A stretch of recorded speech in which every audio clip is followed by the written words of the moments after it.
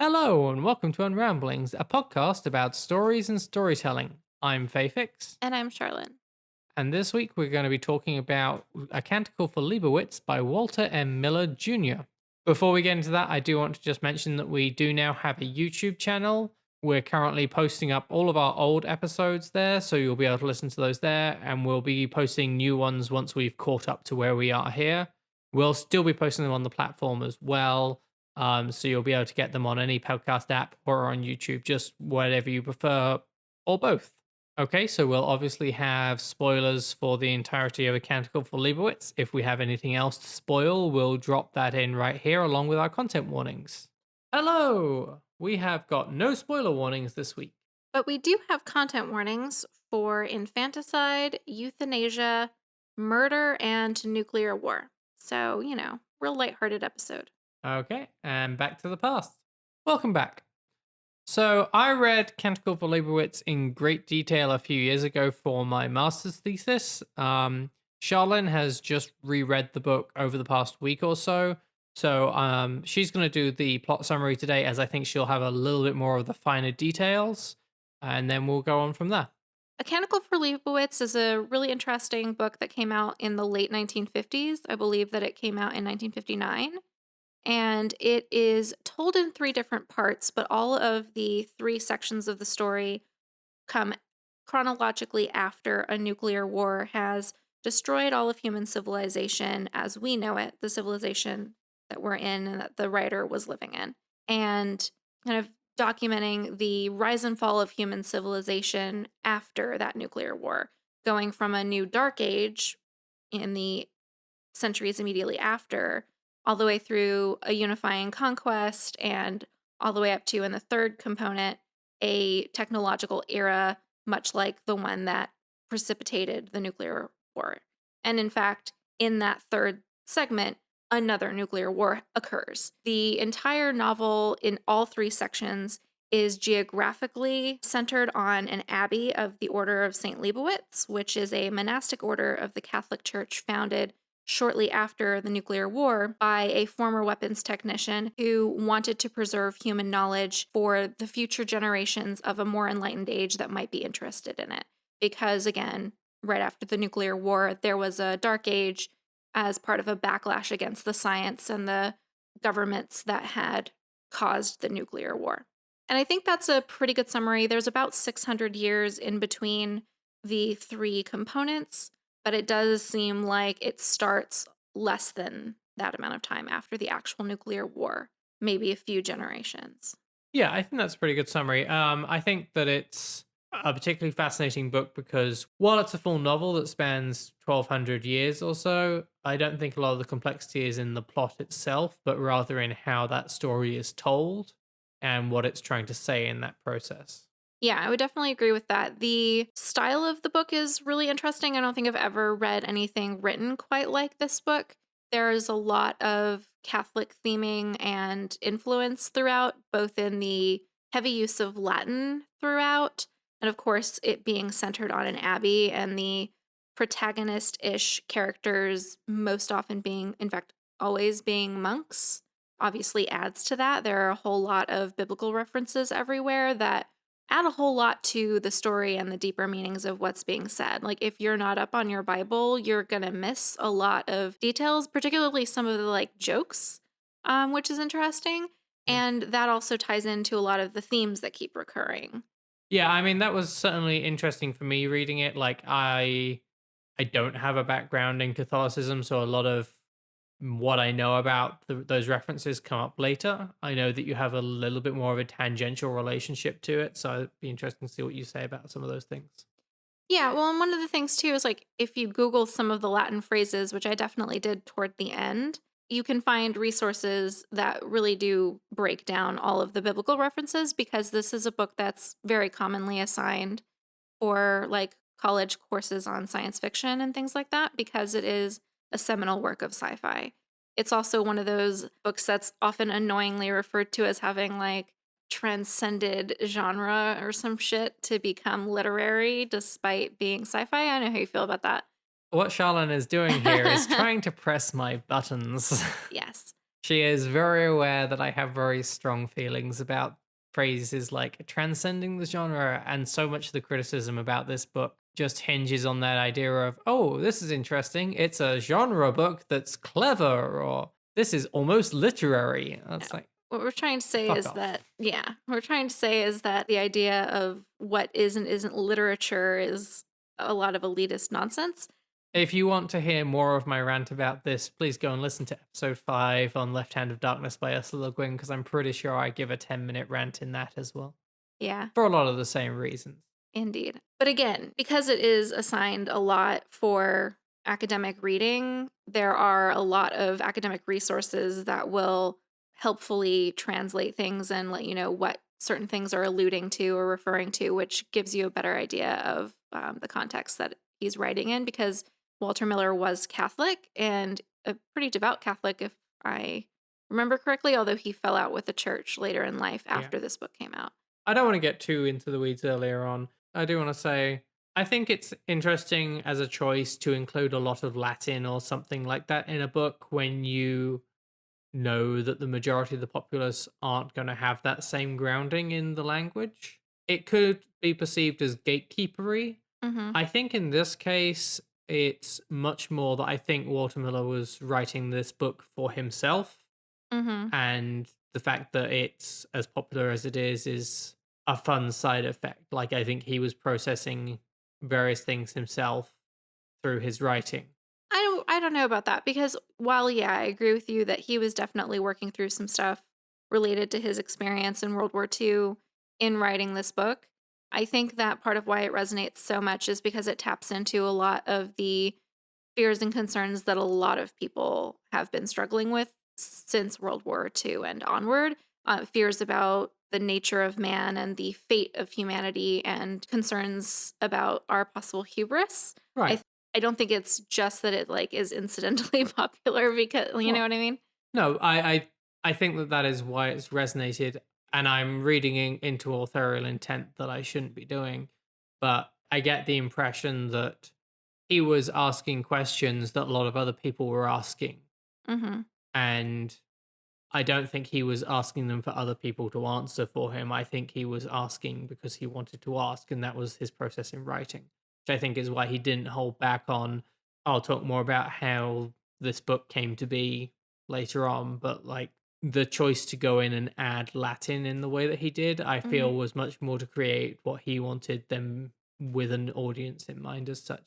Oh, sure. Yeah. It's definitely not written to be accessible in that Right. regard. It is, again, you're going to lose a lot of content and nuance if you are not coming from a background or a knowledge base of biblical like history and Yeah. stuff. So you're either going to have to do a lot of homework or you have to already be coming from a similar background, which is obviously not something you do if you're looking for commercial success, Right. is what I guess what you're getting at. And I Um, mean, he only published one novel in his lifetime, which I think speaks to that Yeah, someone else finished the sequel for him at his request. at Yeah. his request, yeah, but he that was released, like, 40 years later, Yeah. so he was definitely not driven by the prospect of selling books. Yeah. There's one other author that I know of that maybe I can twist your arm into doing a book or two by her, is Dorothy L. Sayers, who's one of the classic crime writers, like a contemporary of Agatha Christie, who would include like passages of French and Latin in her books with no explanation or translation, and sometimes they were fairly key. And if you didn't know what those were, then you were just SOL. I think I remember you mentioning that, like, doesn't your mom really like her stuff? Mhm. Yeah, I knew that that had come up.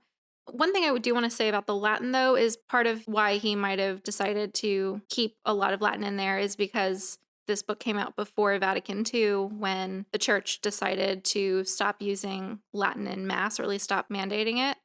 So after that, it was much less common as part of Mass and other ceremonial things. And so I think that's a part of him projecting the situation he was in into the future without expecting that to change. Yeah, I mean, it's still an accessibility issue when you're writing that, like, I mean, non Catholics and large numbers of Catholics are still not going to know what that stuff necessarily is. But Very true. He could have made a more business savvy decision to make it a little bit more accessible and not have the Latin or consistently translate it, which he does translate a lot of it. So you can get through the book and get most of it, even if you don't know Latin.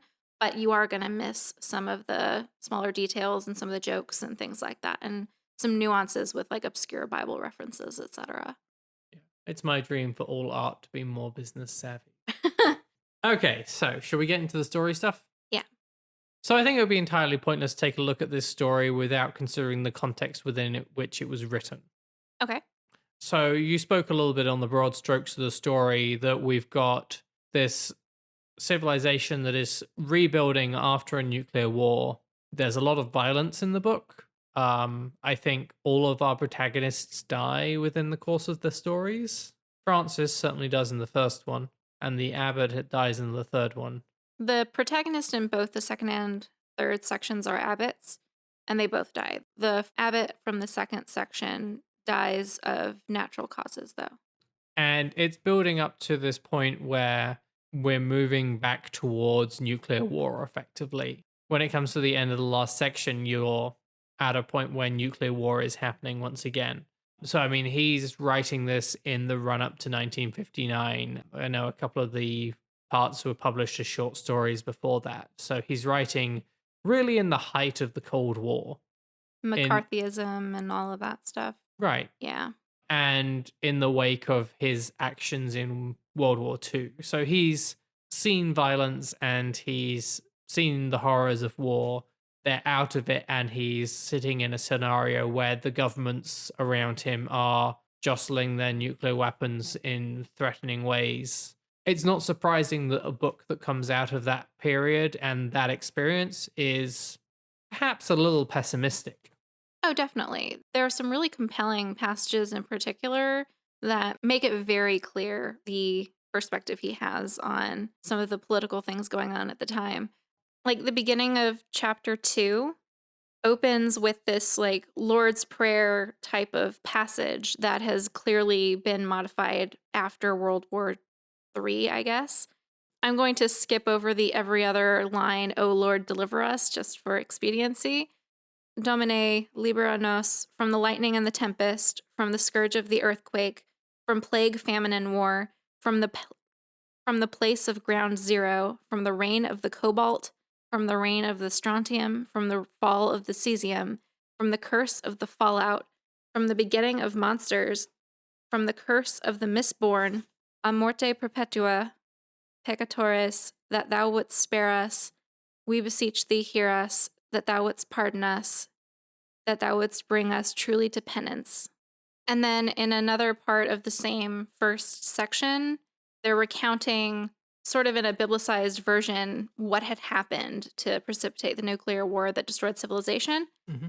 It was said that God, in order to test mankind, which had become swelled with pride as in the time of Noah, had commanded the wise men of that age, among them the blessed Leibowitz, to devise great engines of war such as had never before been upon the earth, weapons of such might that they contained the very fires of hell, and that God had suffered these magi to place the weapons in the hands of princes, and to say to each prince, "Only because the enemies have such a thing have we devised this for thee, in order that they may know that thou hast it also, and fear to strike. See to it, my lord, that thou fearest them as much as they shall now fear thee, that none may unleash this dread thing which we have wrought." But the princes, putting the words of their wise men to naught, thought each to himself, "If I but strike quickly enough and in secret, I shall destroy those others in their sleep, and there will be none to fight back, the earth shall be mine." Such was the folly of princes, and there followed the flame deluge. And there's more about like how, civilization then ends.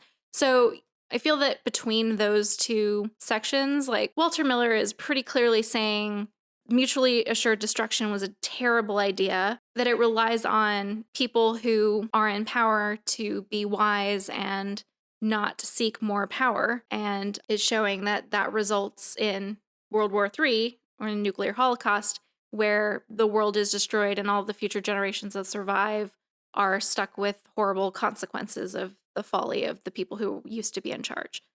Yeah, I mean, it's assuming that your world leaders don't have the same mindset as like Wild West gunmen in a shootout. There's far too much risk of them going, Yeah, but I can draw faster. Right. Or bluff more effectively or something, you know? Yeah. I think it's fascinating that that's how the history is presented. Mhm.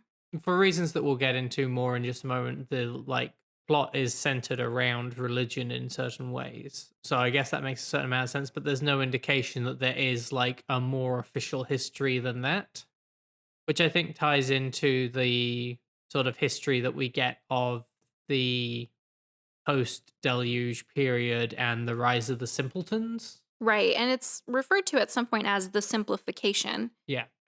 where all history that's recorded is intentionally destroyed.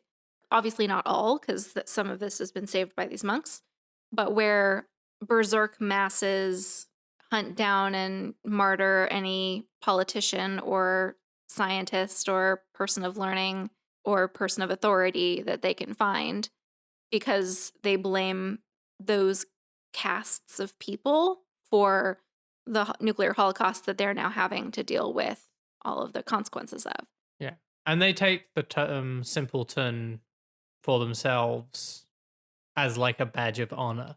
Right. It was sort of like a reclamatory thing where like the scientists and the politicians were kind of writing off these bloodthirsty masses as, oh, you're just bloodthirsty simpletons or something like that. I forget the adjective, but, and they're like, yeah, I am. I'm a regular guy. I don't have your degrees and your status, and I'm not the one who put us in this mess. And there's a huge backlash against science and learning and those kinds of institutions. I kind of wonder where Walter Miller sees himself on that spectrum, whether his experiences in World War II were feeling like he was being subjected to the whims of the quotes learned people or the figures of authority, which not always the same thing. Right. I mean, there's a reason there's a distinction between the princes and the magi. The magi are supposed to advise the princes, but the princes don't always listen to the magi. But the magi sometimes enable the worst abuses of the princes. Yeah. And I feel like that all works out very clearly and I think that's a pretty reasonable portrayal, honestly.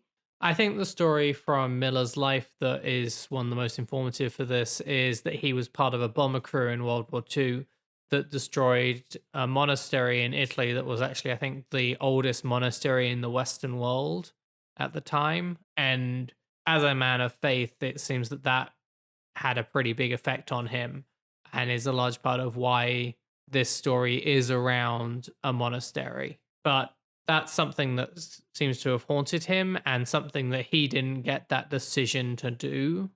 I don't think that he woke up at that morning and went, I'm going to go and bomb that monastery. It was a following the orders of the figures of authority situation.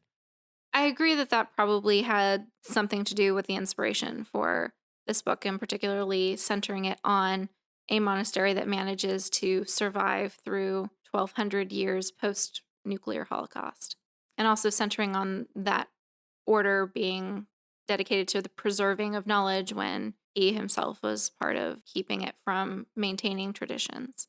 Yeah. The antithesis of the simpletons is obviously this order of Liebowitz that we see from the start. I think you mentioned that Liebowitz had been a weapons engineer before, and then sort of in the aftermath took to trying to hide knowledge from the simpletons to protect it for future generations, which sets up this question of sort of is knowledge bad when the protection of that knowledge leads to where we get to at the end of the third story, where it does lead back to nuclear war.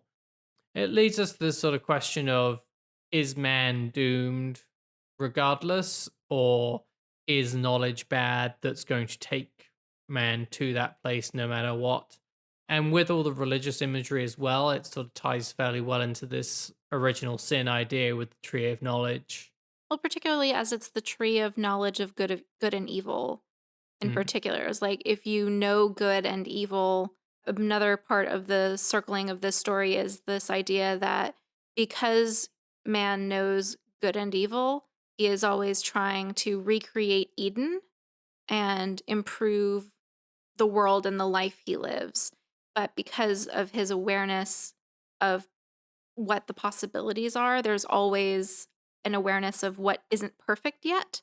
And that constant striving for perfection and that inability to be satisfied ultimately drives so far forward to evil eventually because it's never good enough. And so eventually man tears it down. Hmm. Because particularly the idea of like, tearing, building Edens and then tearing them down because they're not quite Eden. Uh, Some fundamental knowledge that it's not perfect. And so I hate it. I personally feel attacked. What?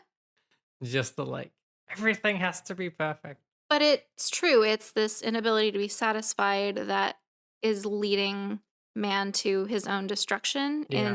in these cycles that Walter Miller is depicting.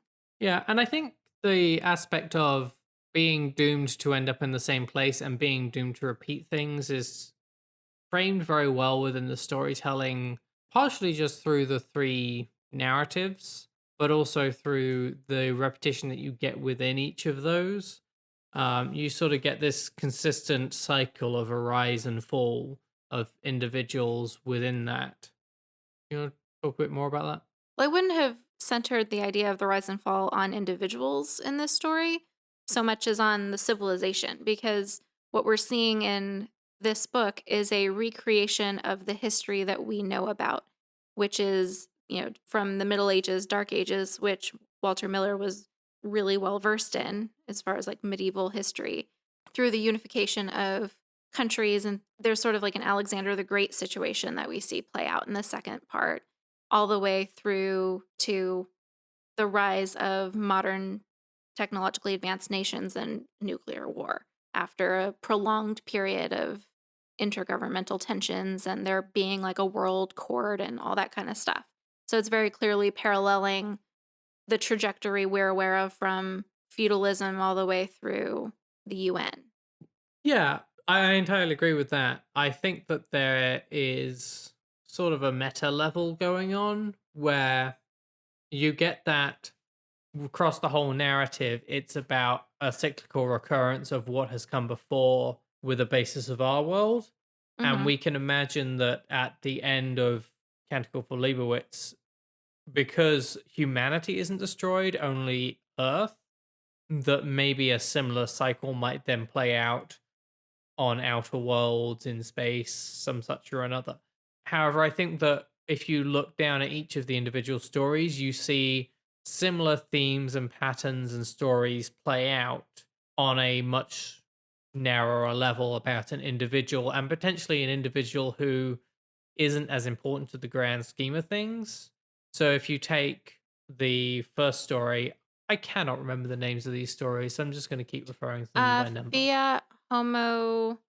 Yeah. Yeah, Fiat Homo, Fiat Lux, and Fiat Voluntas Tua. It's let there be man, let there be light, thy will be done. Yep. I did know those. I just can't remember. That Latin I did look up. You have Brother Francis who's out doing his hermitage, and through the events of that, you see him have this rise where he gets to a point where he's hand delivering stuff to a pope. Doesn't get better for him after that. On a quest to retrieve what was taken from him, he ends up being killed in a fairly meaningless way by a couple of Mistborn. Right. Misborn being the people who are born horribly disfigured and mutated from the results of nuclear fallout, who are basically exiled to live in their own kind of area. Right. But I think it's that same quest for knowledge meets meaningless violence arc that you see. And I think you see that in each story. I think it's three stories that tell a bigger story that is the same as each of their individual parts. I would agree with that. There are other cycles and other like recurring elements in the different stories too. Certainly. Like the buzzards, a motif that's kind of repeated in the different sections is this litany about the buzzards feeding on the corpses that you see as part of these stories and laying their eggs in their season and raising their young and all of this stuff. And it's very much like the circle of life. There's sort of this implication that humans are very caught up in what they're doing, but there are like other cycles of life that are going on anyway, and just sort of in this particular instance, taking advantage of the death that humans are wreaking. Yeah, I think that that is an important sort of underlying theme that you do get that I think the Buzzards helps to emphasize is you get that story of the shark at the very end. That is so weird and so sad. Because the story is saying that, like, all life on Earth seems to get blown away, except, this shark is able to swim down into the deeper waters and has a bad year because there's not much to eat. But there's an implication that it carries on. Right. It's part of this whole idea, and we've talked about it, I think, before, where like people talk about the world ending, but what they actually mean is the civilization and the world that they know. The world itself is fine. There are still buzzards. There are still sharks. There are still insects. Some cycles are going to continue to repeat regardless of what humans are doing to each other on the planet or off the planet, as the case may be at the end of the story. Yeah. This cycle might keep repeating, but there's other things going on that are not affected or, well, not affected, but that are separate from that. Yeah, I think it's another one of those things of like man is so focused on his own greatness and fails to understand or acknowledge the other things that exist like outside of himself. I think we're always at risk with things like this, talking a lot about the first part and the last part. You referenced man's greatness in there, and earlier you referenced the sort of parallels between the second story and the conquest of Alexander the Great. Yeah, at least that's what it read to me. I know there have been a lot of accomplished conquerors in human history who just went gobbling up territories that had previously not been unified, but it seemed to me to be kind of going for the Alexander the Great idea. I think there was even like an aspect of that conqueror building off the progress of his father, which is also the case with Alexander the Great. But anyway, we don't see like a specific human going through that sort of like rise and fall like Francis, like you were talking about.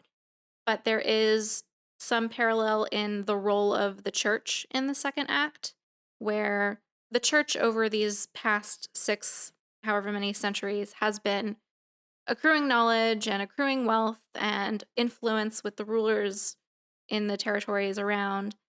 But during the period of time when Hannigan, who's this Alexander the Great type figure, is conquering everywhere, they want to sort of leverage the church militarily, and there are some issues.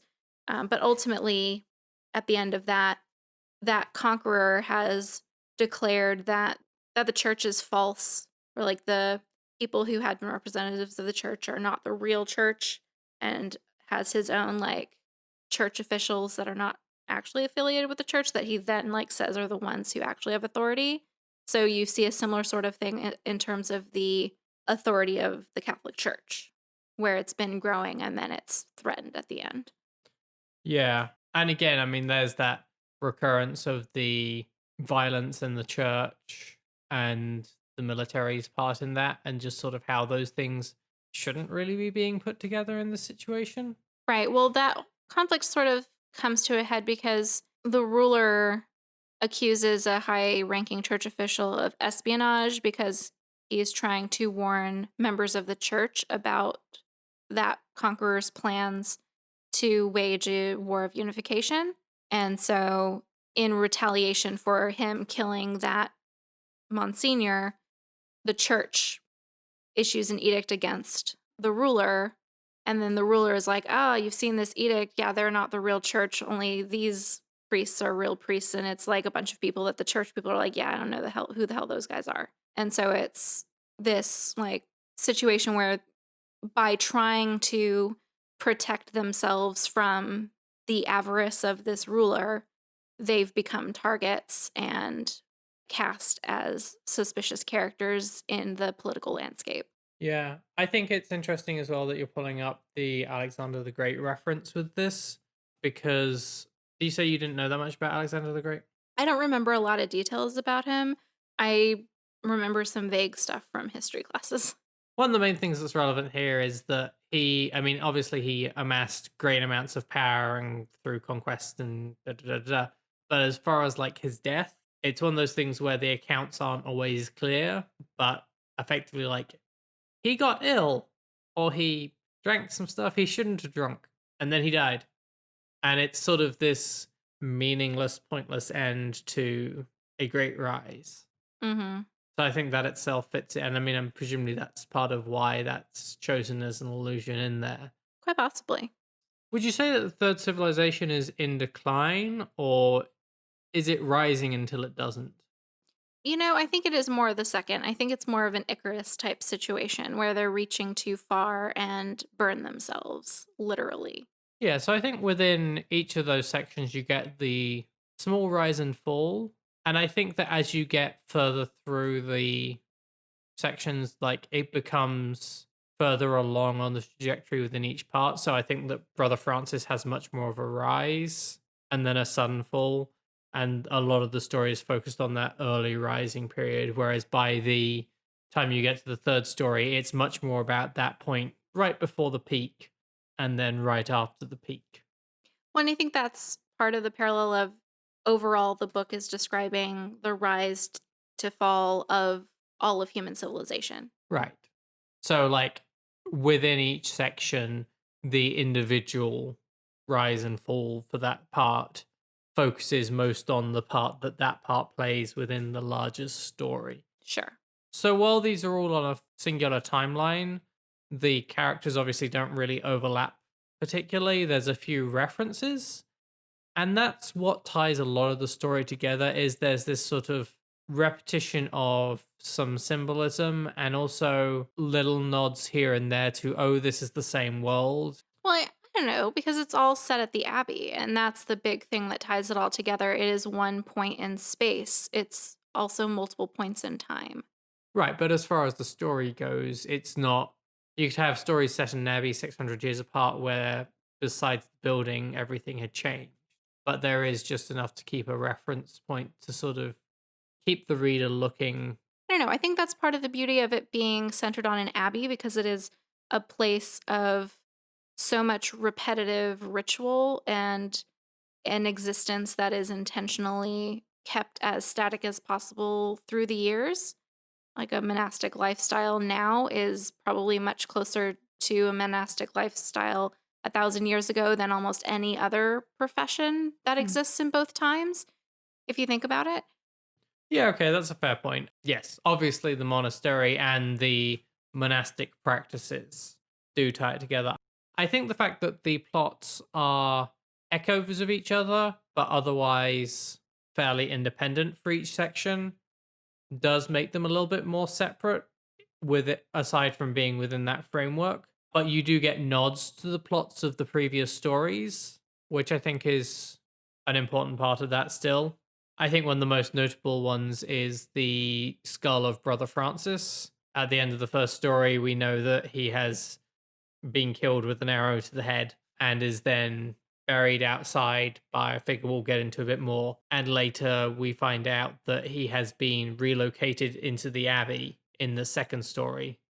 And then come the last story, part of the collapse means that the abbot in that story sort of comes face to face with this skull with a arrow in it that we have to assume is Francis and ends up having a conversation with that thus ties the end of the story back to the beginning in a neat way, just for that nod to the earlier plot points through this artifact, which obviously artifacts are a huge part of the story in themselves. Definitely. Yeah, and I think that the fact that it is set in the Abbey, no matter what part of the story it is, makes that possible and makes that believable. Otherwise, it would not really make any sort of sense. Right. I mean, there's Brother Francis's skull, but there's also the carving that one of his contemporaries made Mhm. that was supposed to be used as an image of the Saint Liebowitz, but was never installed as such because it had too impertinent of a smirk carved into it. And we see references to that particular carving and the kind of polarizing effect that it has on people in terms of like different people in the church thinking it's appropriate or not. That keeps recurring as well. And I think that's also kind of going back to this idea of knowledge. Like, is that like how should it be used? How seriously should we take it, etc. And how seriously should we take ourselves? I think is also an important part of that carving. But yeah, that's another one that just keeps coming up. Yeah. So the common element with both of the things that we've just said is the figure of maybe Liebowitz. Yes. Yes. Because Oh, I think I know who you're talking about, and I don't know that we should even say that he might be Leibowitz. You're talking about the man who's called different things in different sections, but it's clearly the same guy in each installment. Yes. So there's a figure who, in the beginning, introduces himself, or at least writes his initials as two Hebrew letters that make like an L and a sh sound. That might be like the beginning and end of the word Leibowitz, but also might be Lazarus, which is the same thing that he's referred to in the last installment, is as Lazarus. And in the middle section, he's referred to as Benjamin. But yeah, so he goes by different names, but he's described the same way each time. And he has a smirk that's weirdly familiar to people who've seen that carving, or that the smile on that carving is weirdly familiar to people who've seen him. So it's very clearly implied that this guy is thousands of years old, which people know. He tells people he's thousands of years old. They don't really believe him. They find all sorts of ways to rationalize ways he might be speaking allegorically and things. But the implication very much is that this is someone who has been around since before the nuclear war. So, with his name being different in each one and the limited information we get about his character, I'm very tempted to say that this is Liebowitz and allow for a question of maybe who was Liebowitz before. We can get into that. The fact that his introduction is this mystical, like leaving initials on a rock underneath which they find memorabilia, quotes, Mm-hmm. from Liebowitz himself seems like fairly strong evidence. And then the fact that he is tied to the Abbey of Liebowitz seems like further evidence for that. So why don't you think this is Liebowitz? I don't necessarily have a good reason for thinking he's not Leibowitz. It's just that there's a lot in the story to suggest that he is Lazarus or the wandering Jew or another biblical figure that would far predate the modern age, which I guess if they're still alive, then could, I suppose, have become a weapons engineer. But this particular figure, like, while he does indicate that he's had multiple professions, they all seem to be things like wanderer and beggar and tent repair person and things like that, which was, I think, more of a joke actually than anything else. But he doesn't seem to have any interest in any sort of career or a lifestyle that involves being integrated with society in any way. Certainly not in the way that you would have to if you were going to be an engineer. That's a fair point. I do think that like the nods to all the different jobs he's had might be intended to make an opening for that. I think there's also an extent to which it's kind of a Chekhov's gun. Mm-hmm. I can't imagine writing this story and not having that be what you decide is going on there. It's a mild fuck you to the reader if he's not Liebowitz. You Does that think make so? sense? I feel so. Hmm. Do we disagree on this? Maybe. Oh, this is a problem. We should have talked about this beforehand. No, it's okay. Well, you mentioned the Wandering Jew. Do you want to talk a bit more about that? No, because I don't really know much about the Wandering Jew. I just know that he's a figure from biblical history that, Oh. you know. Well, I guess I'll talk about the Wandering Jew, and it would just be obvious that I was setting up a question. Okay. My Christian education is limited, so this is what I've gotten from a Wikipedia page, I'm afraid. Effectively, it seems the Wandering Jew is a figure from Christ's journey to the cross who, like, taunted Jesus and was cursed to walk the earth forever. I don't get the impression that he's, like, a strict part of the Bible. I think he's just sort of a story that's cropped up and there's a few different versions. It's noted that it's the same punishment that's given to Cain, Yeah. Okay. which I think is interesting as a combination with Liebowitz, who's a weapons engineer Sure. and led to nuclear war. See where I'm going? Yeah. In terms of raising his hand against his brother, etc. Do you want to talk about Lazarus? I'm not really sure what there is to say about Lazarus. For those who are unfamiliar, there's a story in the Bible about Jesus raising a man from the dead, and that man was Lazarus. In the third section of the book, like there's sort of a old wives' tale in the neighborhood around the Abbey that the old beggar guy, who seems very clearly to be the same person as Benjamin, same person as like the wandering hermit guy from the first part, is Lazarus. basically with the justification that what Jesus raises doesn't go back down. And there's not necessarily a whole lot of support for that, except then later the beggar guy does introduce himself as Lazarus. There is an aspect to which that might just be what he's known as. I think it's interesting that there's sort of mixed mythology provided about the character throughout the book, Hmm. whereas you get a different one each story. He's Leibowitz, he's Lazarus. Who's Benjamin? I don't think there's so much mythology about Benjamin. It's just that he tells everyone that he's thousands of years old and They're like, they that's nice, think he's Benjamin. kind of crazy, but also some people kind of believe him. And he lives by himself on a like hilltop near the Abbey. So, I Wonder what happens to him after nuclear war. mean, if he survived one before, Well, precisely. I mean, he might be Liebowitz. That's definitely what's implied in the first installment. Francis himself doesn't think it's him at first. It doesn't really occur to him until everyone else is putting pieces together and saying, oh, that must have been Liebowitz. And sure, it might be, but I don't know. Yeah, it's an interesting one because there's sort of combination of like there's sort of evidence provided that they might be the same person based on the recognitions of the carving and stuff. But there's also the sort of commentary on how people sort of perceive what they want to see. Hmm. One of the stronger in world arguments for it being Liebowitz is that the wood carver who makes that carving had not seen the Wanderer, but carves effectively the Wanderer as the Beatus Liebowitz. And other people are like, oh, that doesn't look like, a saintly enough person. But that could be argued to be like one of the miracles of Liebowitz is that divine inspiration, basically. Hmm. Yeah, I'm on board. I know you are. You were on board before I said that. Okay, so there's a few different bits and pieces of story and themes that we want to talk about in particular. So the first thing I have here is laws of nature. Yeah, I mean, part of that as a point is kind of just a rant for me because there's a whole thing at the beginning talking about how any creature that's born, like any person that's born alive, no matter how misshapen or deformed, deserves parental assistance to survive. And I'm not disputing that. But what I am disputing in this book is that this is all like framed as something that like is a law of nature and like even the beasts adhere to this. And it's just like, no, nope, that's just not true. The animal kingdom is full of infanticide all over the place. Human civilizations and human societies also full of infanticide. I'm not saying that's a good thing, just saying it's a true thing.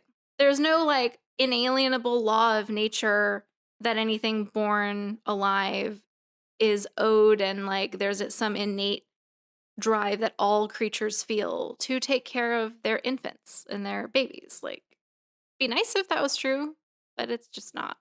Yeah, that's fair. But I think that whole thing is just there to sort of once again kind of present this dichotomy of man as part of nature but also somehow above it, and like we need to like have those standards but more because we're better and different even though we're animals.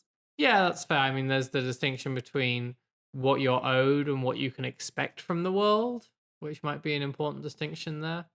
It's like, is that even what you're owed? Or like, there's a difference between what you're owed and what you deserve or what should be.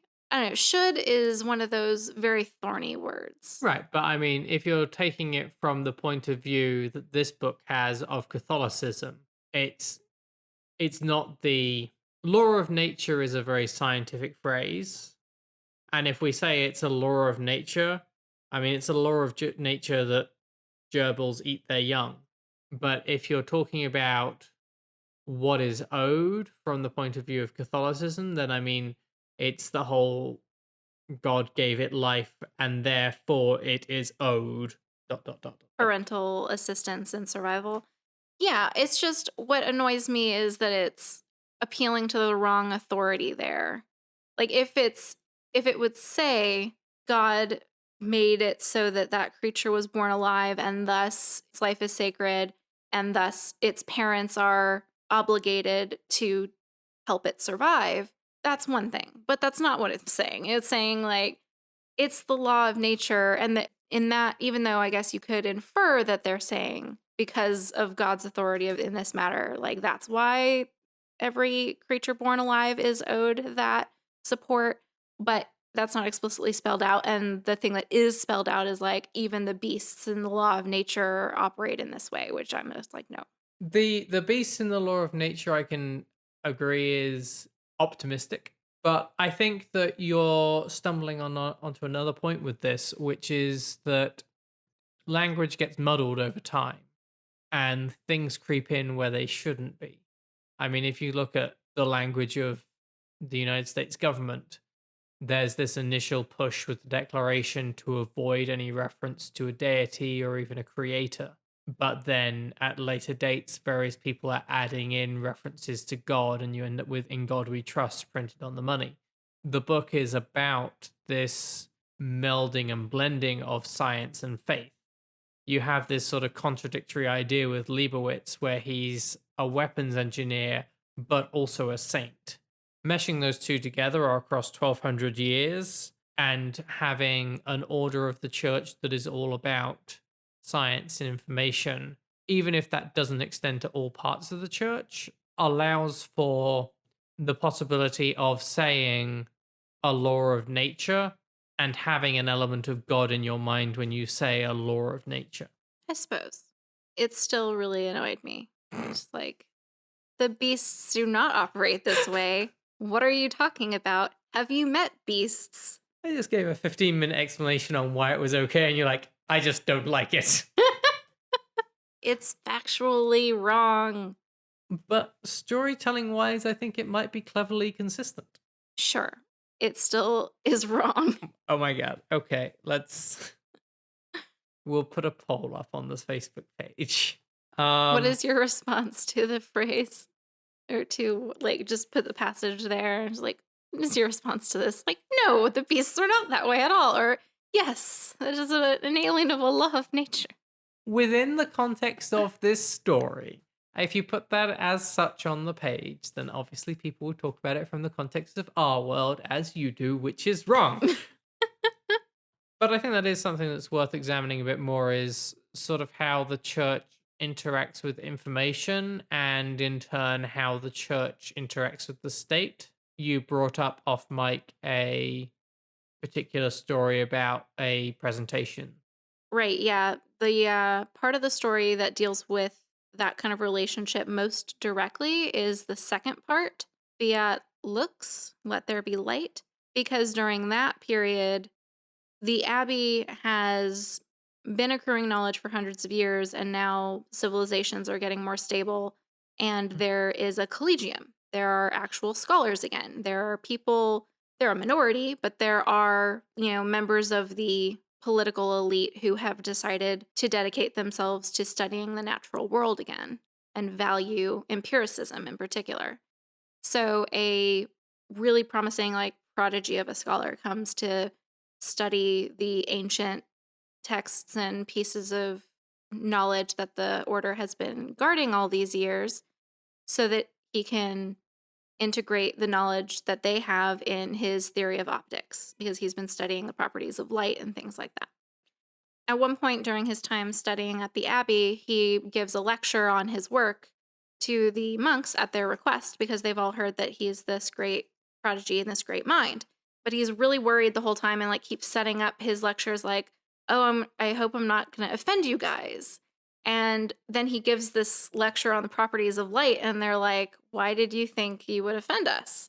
And he's like, oh, well, I talked to Monsignor Apollo, high up church official from a different part of the church, about the refrangible properties of light. And he said that it couldn't have been that way before the flood because there wasn't the rainbow at that point in time. And all the monks laugh. And they're like, yeah, no, like a lot of us see a lot of those stories as allegorical, and like, you're not going to offend us. It's fine. Like, we're men of science. The reason we joined the order is because we wanted to learn things and we wanted to, preserve knowledge. And one of the monks in the Abbey has actually applied a lot of the principles that this scholar has been theorizing about to develop the first electric light source in 600 years. So they're like, "Yeah, no, no, it's okay. We're fine." Right. It's making the argument that a belief system needs to make room for facts within it. And I think that my whole point about like the meeting of science and religion is maybe best illustrated through the name of the second passage with "Let there be light," a classical biblical text being applied to the passage in which someone has worked out how to create an electrical light. Sure. I don't know if I would quite phrase it that way. I would think more along the lines of that faith and science are not inherently incompatible. Right. And in a way of melding the two. Yeah. Yeah, that makes sense. One interesting way that I think that this idea of like finding room for science and not even just finding room for science, but holding up science to this ideal as part of your faith, like we see with the Order of Liebowitz do, is that it kind of pulls back to this idea that you see in more secular settings of wanting to pursue knowledge for its own sake or wanting to pursue knowledge for the betterment of mankind, but not wanting to let knowledge be misused or be used to hurt other people. Mm. And that comes up in a few different ways during this book. And like it's kind of heavy handed a little bit in the second section where the scholar, like I was saying, who was there studying, has some soldiers with him who end up measuring and like taking a whole bunch of like notes about the Abbey because it's a fortification that's survived for 6 centuries, including lots of marauders and a lot of assaults. And so his guards are taking all these notes about the possible use of the Abbey as a fortress, right? As the scholar's cousin, who's the conqueror, is planning all his conquering. The scholar doesn't actually know about it until actually a poet brings it up in front of the scholar. And Mm. when he finds out about it, he waits until they're about to leave and takes all of the notes and gives them to the abbot, saying, like, if I did it any earlier, they would have had time to draw up the plans again. But he refuses to use his like prestige and his renown as being this great and wise scholar to push back against his cousin's like political ambitions and war making, despite the abbot like trying to kind of push him like, you have the influence, you need to use it to prevent your cousin from killing and destroying civilizations and co-opting the church for military ends, etc. And the scholar is like, no, if I do that, it'll jeopardize the collegium and like scientific progress, basically, because we won't have the sponsorship of the state. And so that's kind of this clash there of like, well, what are you pursuing this knowledge for? Like, is it worth it to have the support of the state if that then ends up meaning that you're playing into its hands and supporting and worsening its ability to hurt people and destroy things? And that's exactly what we are seeing this world in recovery from. And then you see a similar thing play out at the end where it's World War III, or I guess World War IV at this point. And there's a similar argument about euthanasia and about like a doctor using his medical knowledge to recommend that someone kill themselves. Of course, that one I have a lot more sticky feelings about, but we can get into that later. Yeah, I think the stuff in the second one is particularly interesting because the scholar's not willing to try and bend his cousin's ear and like stand up regarding the larger scale things, but he is willing to presumably jeopardize, perhaps to a lesser degree, his work and his safety by tampering in the affairs of the people measuring the Abbey up as a fortress. Like, there's presumably going to be some repercussions when his guards inform people of what he did. And I think it's that he's willing to do it because of the people in front of him and because of the Abbey that he has respect for. Whereas the larger scope of things, like, he doesn't have that connection to it. I don't know about that because I get the impression that he's at very little risk doing that. And he found it offensive that they're supposed to be there protecting him and they have gone behind his back and betrayed the hospitality of the people they were staying with to do that. And because he's the cousin of the conqueror and like he's got this high position in society and they're soldiers, officers, but soldiers, that it's not threatening to him or his position or his main ambitions to go and be like, no, you guys can't do that. Yeah. Even if it Okay. would be somewhat inconvenient, even if it might take one potential resource out of his cousin's array of potential places to set up fortifications. So it's like the risk is so low. But when the risk threatens the thing that he's trying to build his life and his legacy on, like, that's a whole thing. And that kind of ties into some of the observations that the abbot has and questions the abbot has for some of the scholars' motivations or feelings about what other people have done, because there's this implication that a big part of the scholar's motivation is to like discover things and make a name for himself, and like it might chafe him to only be a rediscoverer of things the last civilization already knew. Mm. Like, kind of along with that, there's a weird point where, like, the scholar is talking about one of his colleagues who has this theory that the present day man of the outlooks is not actually the same mankind that destroyed the world before, that it was a servant race made by those people. And so they're inherently inferior, and that's why they're in this dark age, and all of this stuff isn't their fault. It's the fault of these other people. And the scholar's like, and I found this scrap of memorabilia that you have that seems like it might support it. And the abbot's like, yeah, what was that? That is seeming to support this, because this sounds like crazy. Talk to me. And it turns out that it's a part of a satirical play.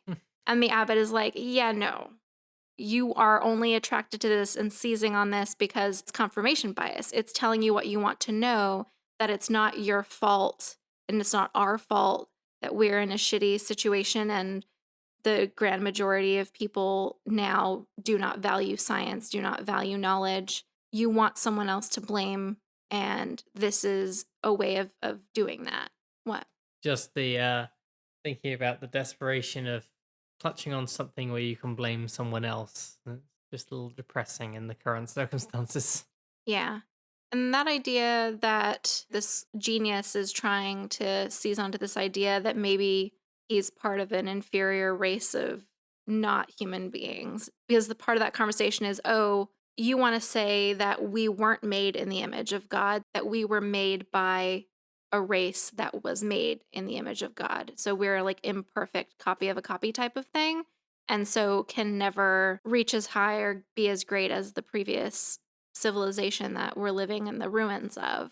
Also kind of ties into another conversation that recurs, this idea of, are humans made to fail eventually? Like, are we doomed to seek perfection so endlessly that we bring ruin on ourselves and are just inherently flawed like that? This scholar is trying to look for a rationale to say that that's true. I mean, he's sort of looking for a rationale for it and sort of looking for an explanation of why it's okay that you can't attain that perfection. Yeah, like he's looking for excuses Right. He's for not. not measuring up to what he thinks people could be, because they clearly were at some point. Yeah. It's less about trying to define whether there's this sort of doomed nature so much as trying to find out a reason why it's okay to have this doomed nature. Does that make sense? Yeah, it's kind of this self-defeating attitude that protects you from failure, because like if you don't really try, you can't really fail. Like it's a similar kind of mental process, you know what I mean?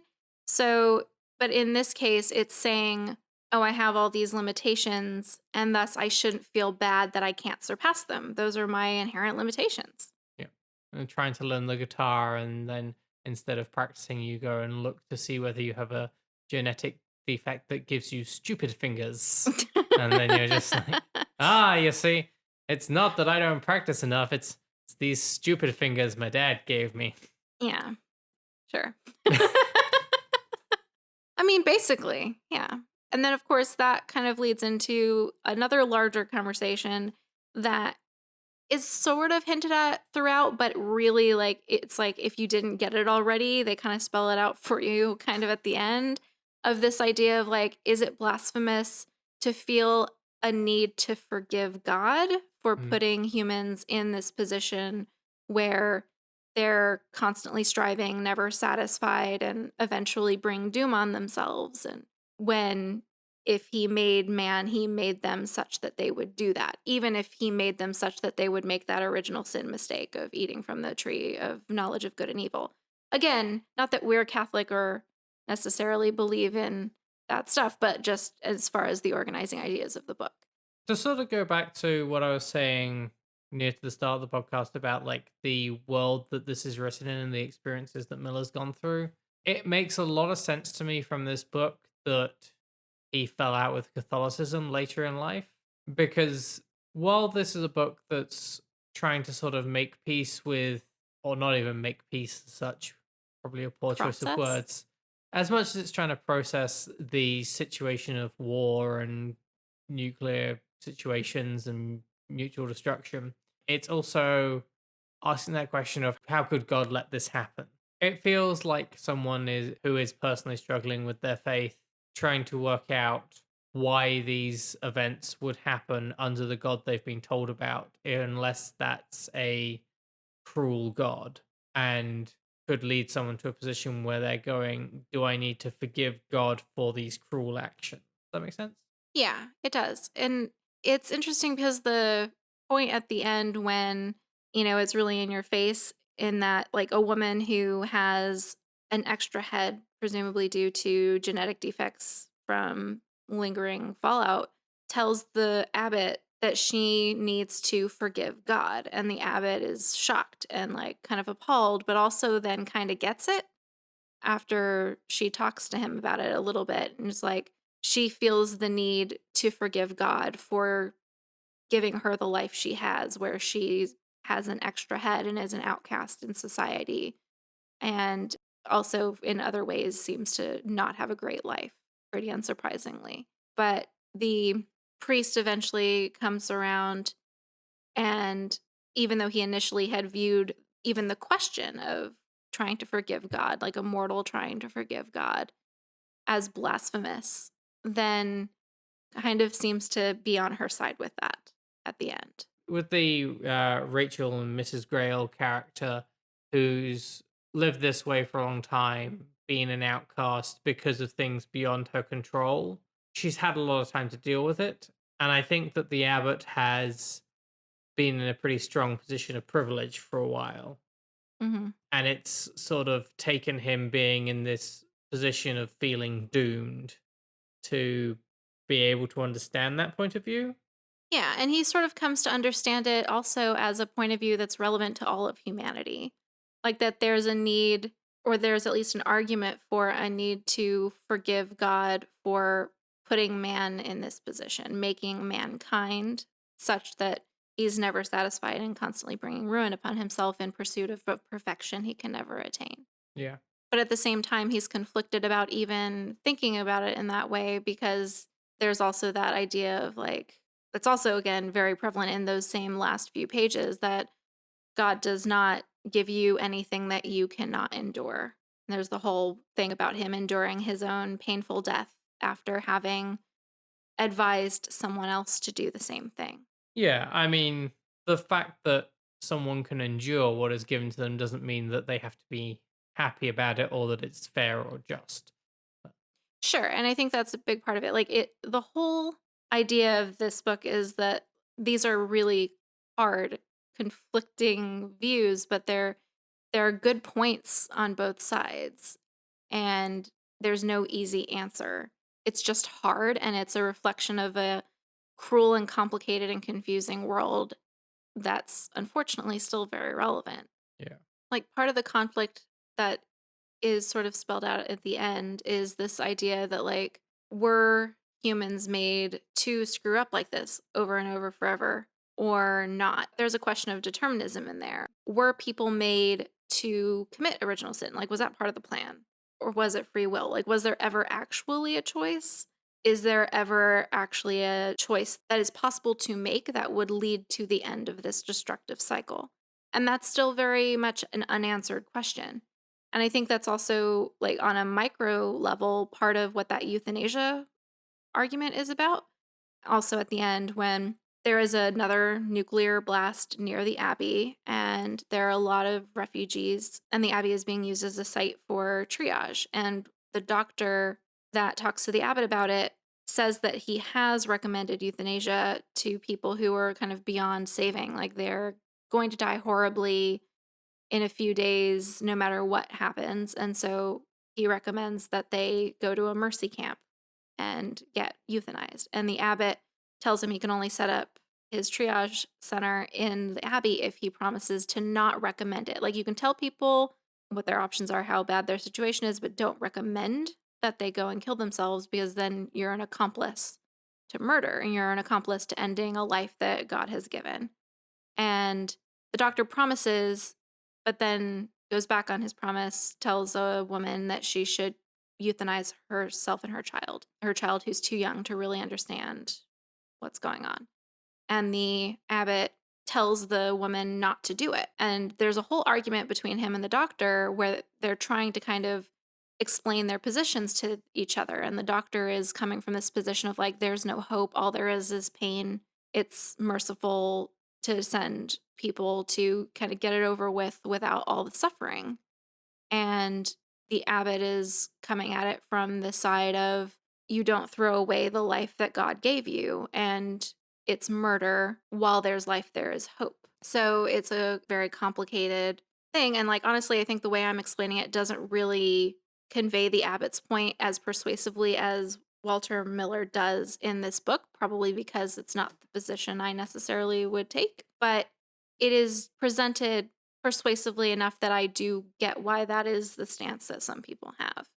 Yeah. But it's very clearly a deep conflict that Walter Miller must understand both sides of to write both sides so well. Reflects back on the earlier part about the Mistborn in the very first section.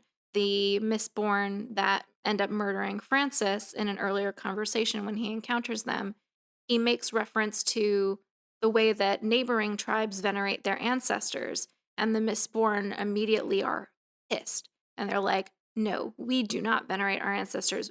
Basically, fuck our ancestors.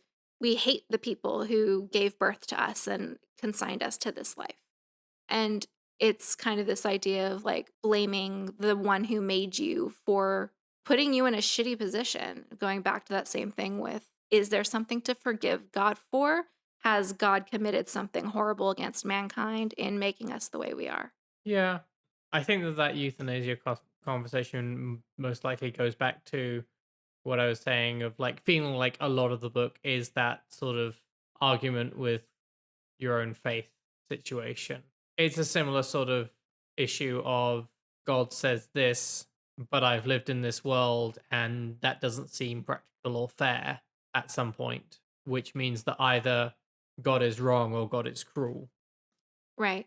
I think an important detail to understanding crux of the whole dilemma about euthanasia in the last part is that the abbot partially holds these views not just because of the church, but because when he was young, his cat had been crushed and was suffering, and so he tried to put it out of its misery, but in so doing, just imposed a lot more pain and trauma on it when it just wanted to go and crawl away somewhere quiet. And so he views what he did, which he feels horrible about, as robbing the cat of its chance at dignity in death and the death that it wanted.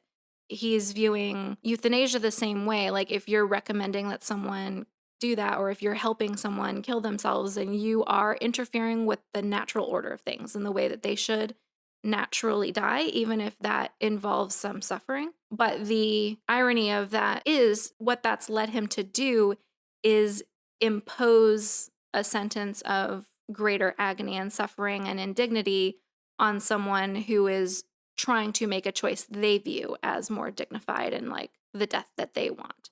Yeah, I think it's definitely a bleak dialogue that Miller is having with either himself or with the world.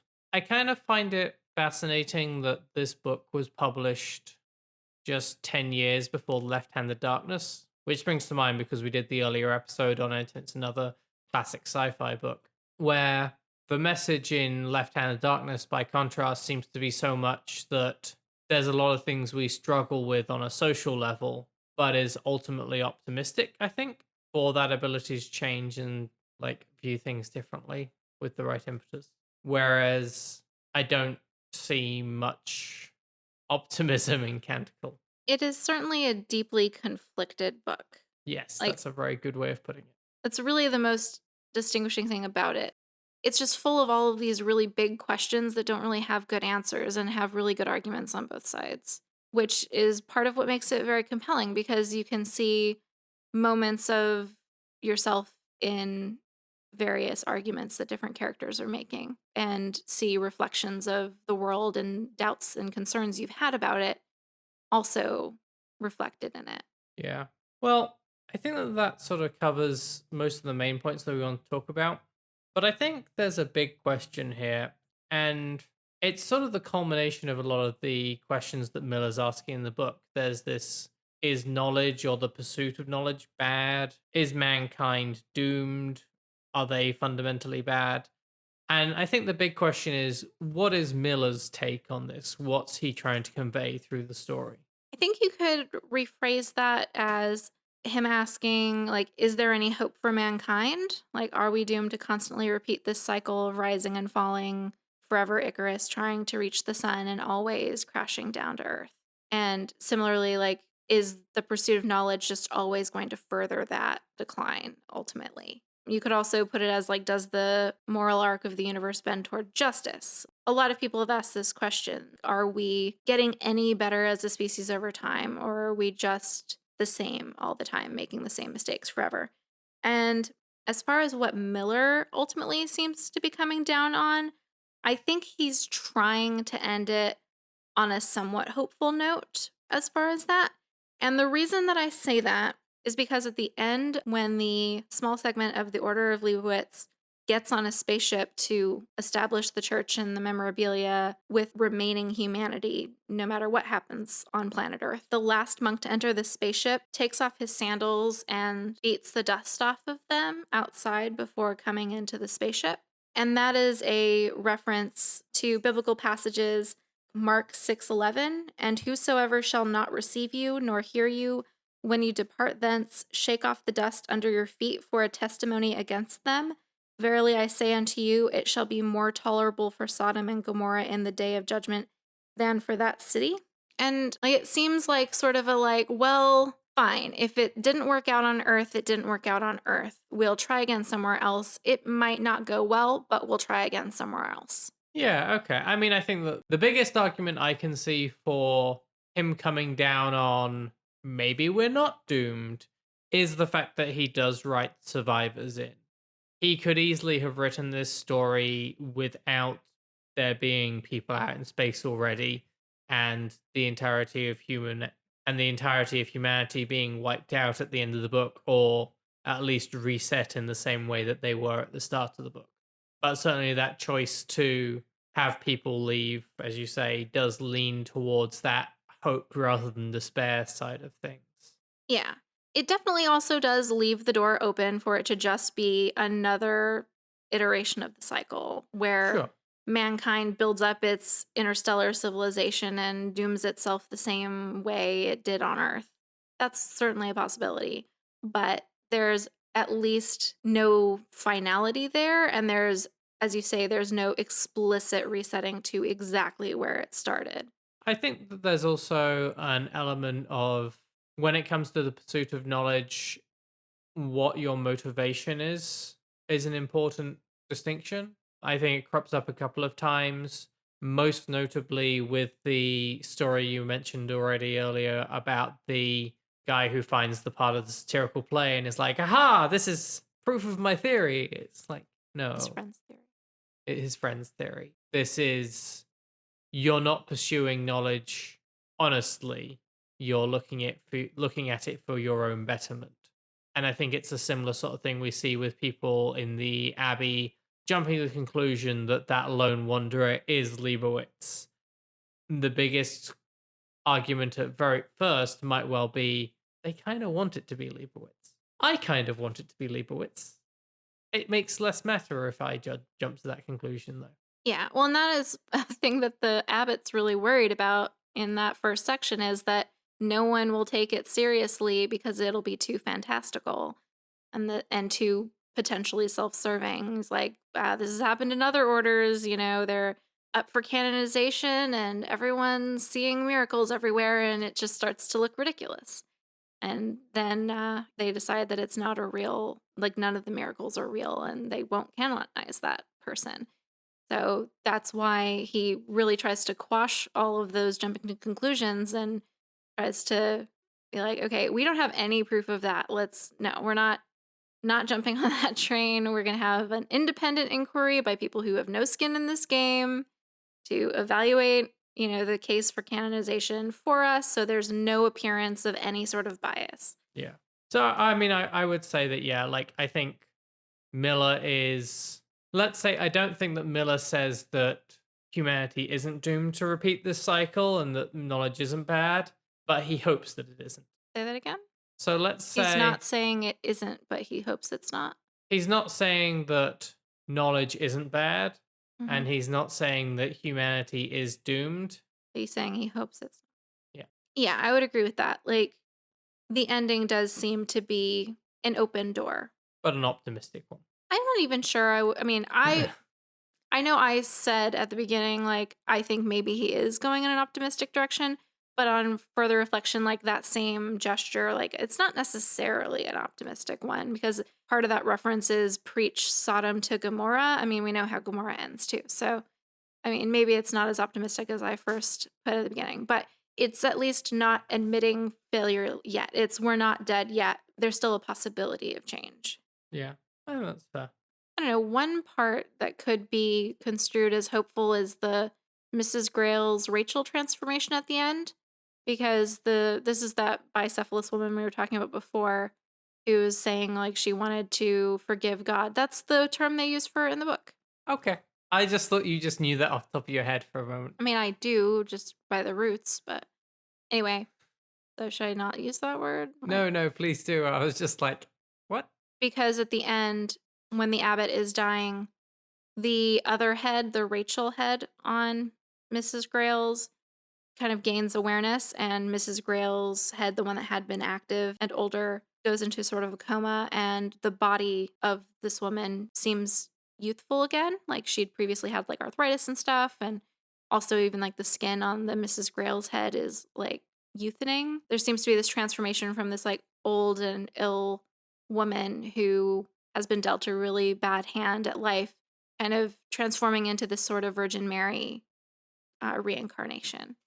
And that could potentially be read as given its place at the end of the story, right before the spacefaring monks go off into space, as some sort of like a hopeful symbol of the possibility of a rebirth of mankind. Yeah. Be more reasonable if she went on the ship, but that might be a bit too heavy-handed. Yeah. Again, I'm not saying it's definitively optimistic, but I think that Walter Miller wanted it to have room to be optimistic. Yeah. Yeah. Good. Yeah.